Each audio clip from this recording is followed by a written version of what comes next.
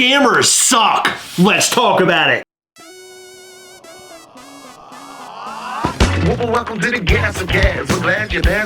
You get the right time. We had an all-time high. Funko's hot toys and charms on mine. Stick around, like, comment, and be sure to subscribe because life's a little better when you answer Chris and Heather. Hey, life's a little better when you answer Chris and Heather. Hey, life's a little better when you answer Chris and Heather. And remember, at these hell walls, we are together. Yes.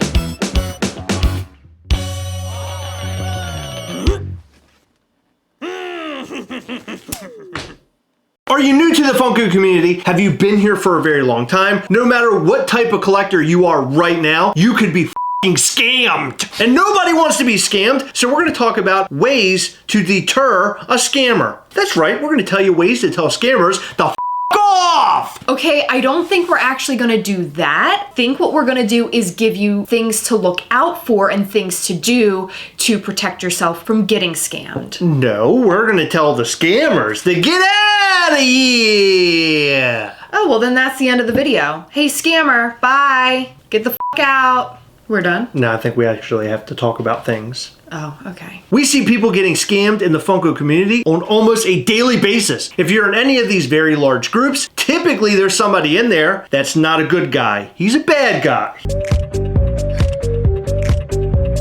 He's a really bad guy. Scammers like to prey on people who are really trusting. There's actually been a time that I was personally scammed. Way back in the day when I first started collecting Funko Pops, I was scammed. That's right, your old pal Chris was scammed. Can you believe that? Yeah, because you're dumb. Anyways, I was doing a trade with somebody and I sent my items and the person never sent theirs back. They kept messaging me saying that they were going to send it the very next day. And when the very next day came, they didn't send it. So finally, after about 5 days of me messaging asking, where are my things? They blocked me. They gave me the old f you and they blocked me. And guess what I said, Heather? Nothing, because they blocked you. It was the very first time, we're going back years, that I said, it was a day that I'll never forget. However, I have Heather, who I like to call my little bodyguard. She may not look tough, but those glasses are nothing to with. Heather happened to post a trade post in one of the big Funko groups, and this bad guy, the guy who me really hard, messaged Heather interested in her Funko Pops. Heather turned the tables on this guy and she basically told him, there's no way I'm trading with you. You screwed over my boyfriend. I was a boyfriend at the time, by the way. We weren't married yet. She didn't put a ring on it. And believe it or not, she went tough guy Heather mode. I said, listen, motherfucker, I'll give you what you want if you give me what I want, plus what my boyfriend wanted. Miraculously, he sent it all. And on top of that... This doesn't sound like tough guy Heather. Can you do this in a tough guy sort of way? You gotta have more... And by the grace of f***ing Satan... Tough guy Heather likes Satan, right? Oh my God. I don't know. Listen, I'm doing my best. He sent me all my motherfucking shit, plus Chris's, plus I told that you're gonna send me something else. And he said, have whatever you want, please. He sent a pop that was worth like 50 bucks. What?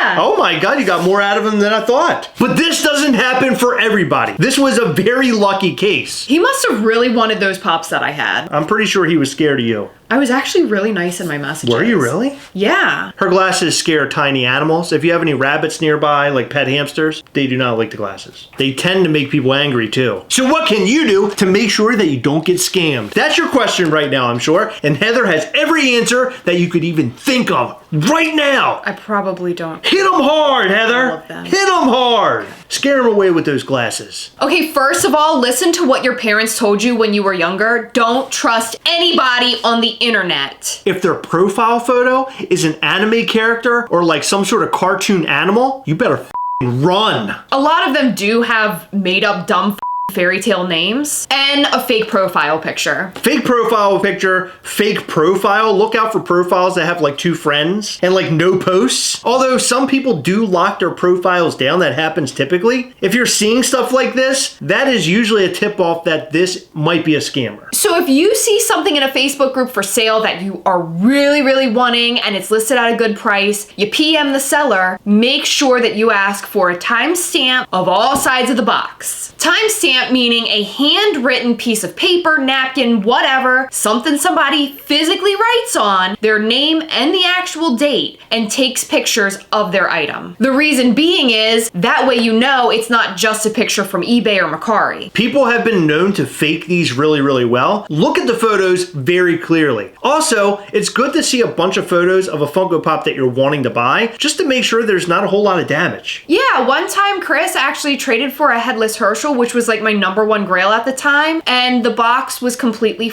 It looked like it sat in the sun for 20 years. It looked like it smoked cigarettes for the last 60, but Funko Pops can't smoke cigarettes and they have only been around for like 10 years. It looked like it smoked cigarettes. That's the greatest, that's the greatest thing you've ever said about that Funko Pop. It was the worst. And it looked like it got trampled by a herd of rhinoceros. Rhinoceros? Rhinoceroses? Rhinoceros? I don't know. What's plural of rhinoceros? Rhinoceri, I don't know. Rhinoceri.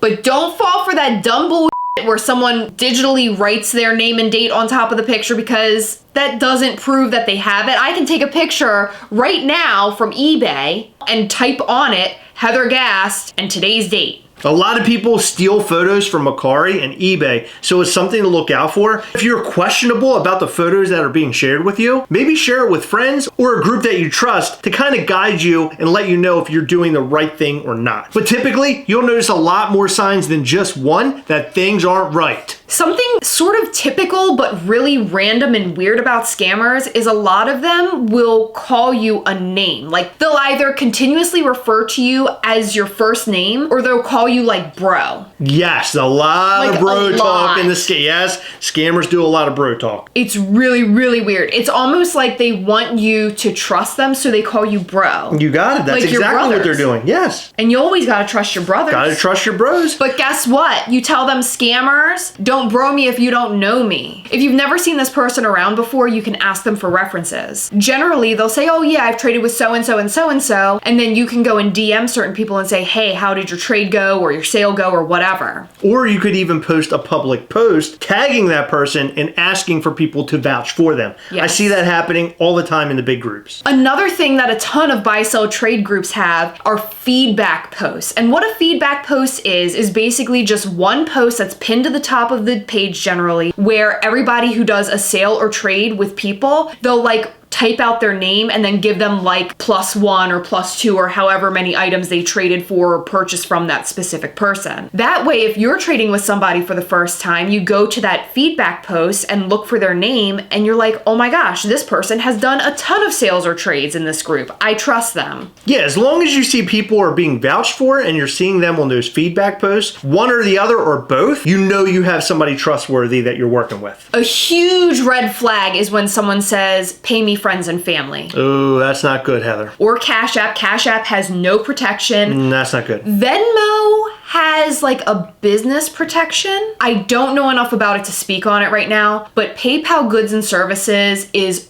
excellent. And if you tell them that you're scammed, 9 out of 10 times they'll help you out. Always use PayPal Goods and Services, never friends or family, unless the person is literally right in front of you and have already handed you your items, or if you know this person very well and trust them. A lot of scammers love the line, oh, well, this is my wife's account and she can't receive goods and service funds. That's weird. That's happening so often lately. Yes, that's and something people new. buy it. Yeah, I don't understand what that's about. The wife thing, like that's f***ing weird. I will occasionally give people your PayPal if they're purchasing one of your items and I just happen to post like a big sale pile. 9 out of 10 times I'm giving them my PayPal because what's yours is mine and I just want all your money. But it's really bizarre. It's really sketchy. A lot of times, the email address that they give you will be somebody's name, but it won't be their name. Someone's name could be, John Smith. yeah, and they'll give you like, Holy Toledo. there you go, Holy Toledo. That's a good person, Holy Toledo. But what's even weirder is when they say, oh, this is my wife's email address, and it's like Muhammad, Right, completely 1982 different. Yeah, exactly. at yahoo.com. Right, a completely different name. If the person person is selling something and it seems like too good of a deal. Like somebody selling you a $100 Funko Pop for like $40. Generally, that's just someone that wants to pique people's interest, and they'll very easily make a quick buck. People are more likely to spend less money on something and get scammed than spend the actual price for like a real human being who's not going to scam them. Right, because they want to save a couple of dollars. Who could blame them? I want to save money too, but I don't want to waste money by spending $40 on nothing. And just giving it to somebody for free. Yeah. What's worse is that I've seen people in the past, they'll send something in the mail that's like garbage. Like they'll literally stuff like trash inside of a box and ship it to the person after they've been paid. Yes, to prove that they have shipped something because there's a label. Right, and I've seen this happen between pop trades too, where somebody puts a pop in a box, sends it to somebody, the other person sends trash back to them. Yeah. And that brings a whole new meaning to trash. That's f***ed up. It is. One thing that we can highly recommend is to be a part of a group that you trust. Typically, the larger Funko groups will almost let anybody in. But in groups like Gastlecast We Hunt Together on Facebook, we keep things really clean cut and we only allow the good people, the people who are going to do the right thing, into the group. And as soon as we see something sketchy or something weird, we axe them immediately. I personally am a part of a ton of anti-scammer group chats. Basically, I see every scam that comes in, every scam that's reported. It's just a ton of moderators and admins in a chat. And they basically say, this is the person that did it, this is what happened, don't let them in your group. So that helps our group deter a lot of nefarious activity. We want to stay as far away from these scammers and the bad guys as we possibly can, and we want everybody in our group to feel safe and feel like they're trading with people who are trustworthy. With that being said, there are a ton of admins from Funko groups in these group chats. It isn't really something that's super publicly advertised, but these things do go on behind the scenes. If you are feeling sketchy about somebody, I recommend reaching out to an admin or moderator and saying, hey, this is a person that I'm planning on buying from. Are they legit? Do you have any good feedback on them or any negative feedback on them? Okay, so basically make sure you have a timestamp. Make sure you always pay with PayPal goods and services. Do not take that bullshit. Oh, I don't get goods and services. That is a lie. Anybody who has a PayPal account can receive goods and services. Make sure you look for feedback or get vouchers or ask the person for references. Make sure that when they give you their PayPal email address, it doesn't have some random person's name in there because that's most likely not them. Make sure that the deal doesn't feel too good to be true because it most likely is, and it's someone just looking for a quick buck. Always, always, always trust your instincts. If something is telling you not to move forward with working with that person, just say, I don't feel comfortable with this, never mind, and just move on. You'll know if you made the right decision if that person comes back to you and starts cursing at you and starts yelling at you, because I see that happen all the time. People who are out there to scam, if you do not make that deal with them, they're going to light your shit up. That's a definite red flag, and that's somebody to block and never talk to again. So now here comes the question. I've been scammed. What do I do? The very first thing you want to do is to just chill out. Don't go back to that person and start cussing at them or screaming at them. Just play it cool. I just lost my money. Are you kidding me? I'm supposed to play it cool? Absolutely. What you want to do is go to the admins or the moderators of that Facebook group that person that you made a deal with is in and see if they've heard anything about this person or see if they can step in. If the admins actually care, because I've actually been in Facebook groups where admins don't give a f*** and they'll say, oh, sorry, you should have known you were being scammed. And that's a group you should not be a part of. What they most likely will do is do some research and see if they're a known scammer. If that person is not a known scammer, what that admin or moderator will most likely do is contact that person and see what's going on. Sometimes it might get your pops shipped out. Other times, if it's a complete scam, then that's it. There are things that do actually come up in people's lives and they can't make it to the post office or whatever their reasoning may be. be. Things do happen. I try to be very trusting and kind about it, but at the same time, remember what your parents said, don't trust anybody on the internet. So you have to be very careful out there. When you go to the admins, make sure you have screenshots ready, because that will show the admin exactly what went down and see if there's any like weird miscommunication, which generally there isn't. Buying a pop is pretty straightforward. There's not really any way that you can screw that up, but they need proof. In order to report somebody as a scammer, there needs to be some sort of proof. What I have seen a lot of lately,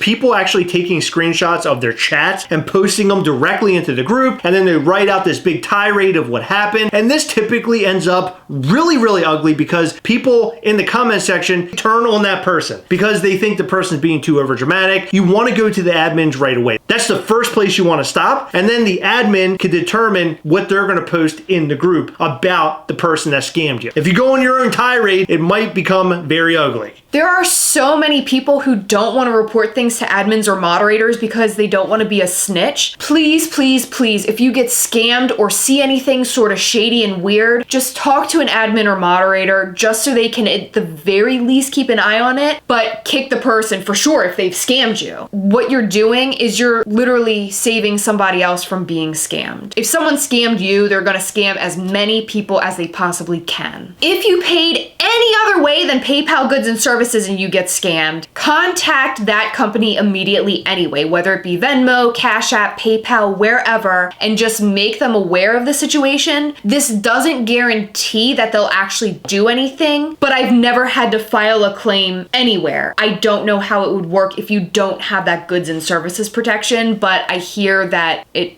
doesn't really work. Has anybody ever tried to contact their own bank? Because that's where your money sometimes is coming from, is your own bank. I think that can work. Yeah, so maybe contact your own bank if that's the source of money through your PayPal or Venmo or whatever, because your bank might even be able to step in and do something. A lot of people do have Venmo or PayPal balance, though. I know. A lot of people do use that. Yeah. I don't think that the bank would be able to step in when it comes to that. No, definitely not. And last but not least, if it was a trade that you got scammed and you have that person's address, put it in a box and send it to them. Oh my God, I don't know if I tell them to do that. Okay, don't do that. I'm pretty sure it's a felony, but... Yeah, it is. Oh my God.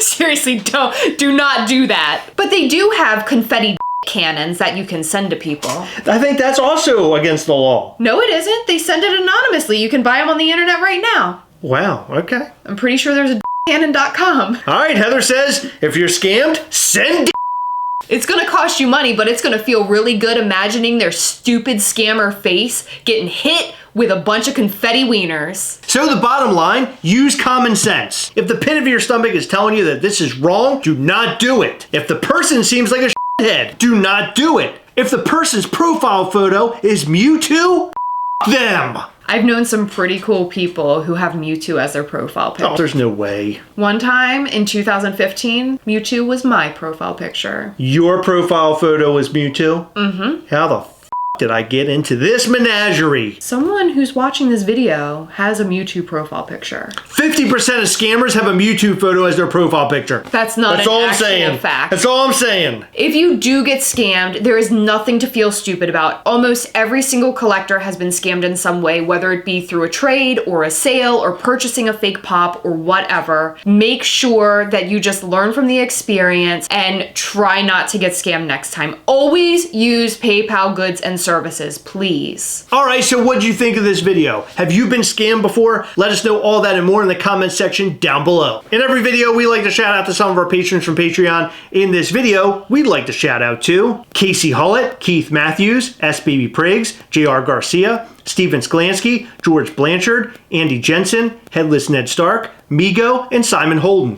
Thank you guys so much for your continued support. We appreciate all of our patrons from Patreon. You guys rock. All right, it's that time again. Remember, as always, we hunt together, yes. We'll catch you next time. Bye.